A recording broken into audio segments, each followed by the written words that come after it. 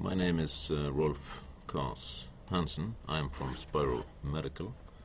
I'm now going to show you how to import data from the ApneaGraph Spiro torso unit, which is a data acquisition unit. I have two icons on my desktop for the analysis software. One is the advanced version and one is the standard version. I can choose either of these. Open the software.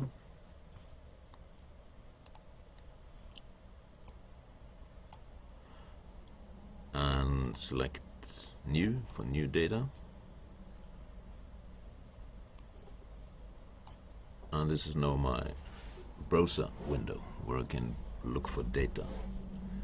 I go next and I have to browse for the torso unit. And you see here there are several disks, but one is named AG Spiro. This is the torso unit connected via USB cable.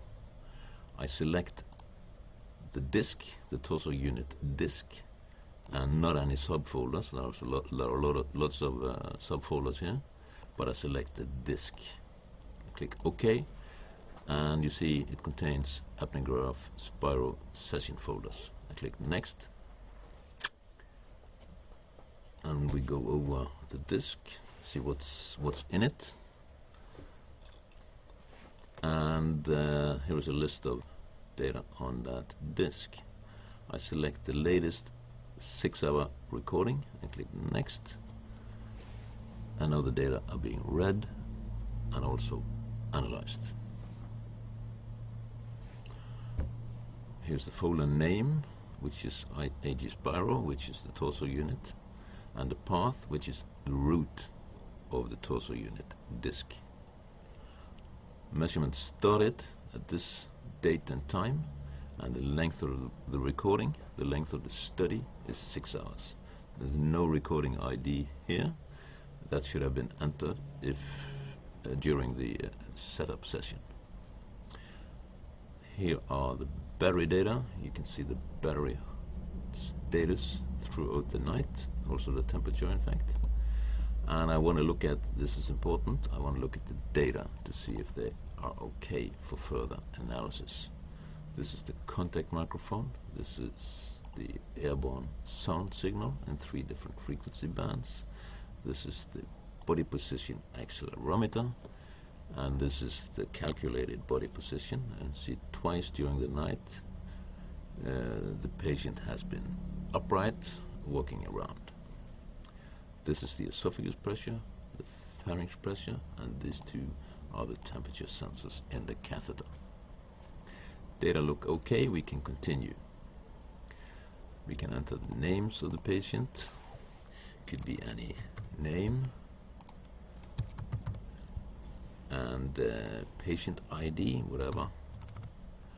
And the gender and date of birth. We can also enter the age down here, the address, Epworth Sleepwood scale, BMI, neck circumference. You can also enter data on referring physician if you want to record that, attending doctor, and the operator. Here is the password. This is a simple one, but this password is used for encryption of the patient ID, name, address, and so on. It's important that when you read the data, you should use the same password as you had when you saved the data in order to see the patient identification. This password is stored on the machine, and I have to read it with the machine with the same password to see the data, to see the patient identification. Okay, I can now click Next. I want to save my data, and there is proposed file name, which is the same as the startup date, and also the serial number of the torso unit. This format is called AGS, which is our new binary format for data. I will store my data in the folder, and there will be a subfolder which contains extra data like graphics and so on.